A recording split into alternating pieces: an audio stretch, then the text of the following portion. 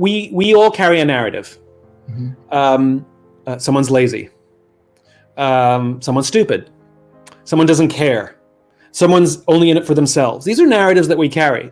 And the problem is when we evaluate their behavior through our narrative, it'll become self-reinforcing. We will see the things that reinforce our narrative. And the problem is then we'll treat them that way. If we've decided someone's lazy, we're going to treat them as lazy.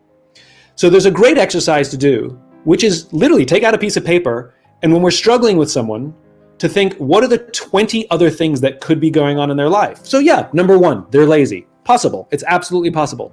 Number two, they're having trouble in their marriage. Number three, their things have gone wrong and they don't know how to ask for help. Number four, they're still struggling with the trauma of COVID. Number five, their kids are flunking out of school. Like all of a sudden, we realize there's a lot of other reasons that could explain their behavior, and we will then treat them accordingly. We will treat them with greater empathy.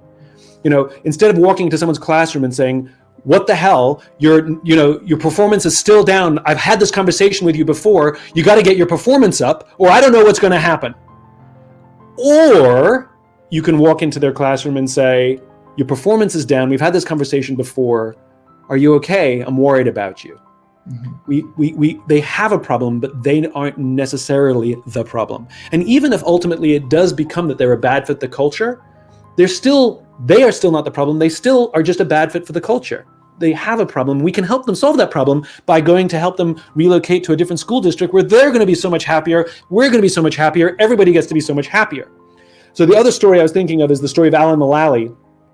When he took over Ford, Ford was losing money hand over fist. In other words, performance was in decline. And when he sat down with his most senior executives and he asked for a report on how their divisions were going, red, yellow, green, every single one of them delivered PowerPoints with all green slides. And he said at the end of the meeting, how can everything be green if we're losing billions of dollars? And they just sat there. And he had another meeting. Same thing, all green. And he said the same thing. How can everything be green if we're losing billions of dollars? The problem was the previous leader, if you delivered a red slide, you got fired. And so there was no way that anybody was going to tell the truth because their job depended on it. And so one executive took the risk to turn one slide red.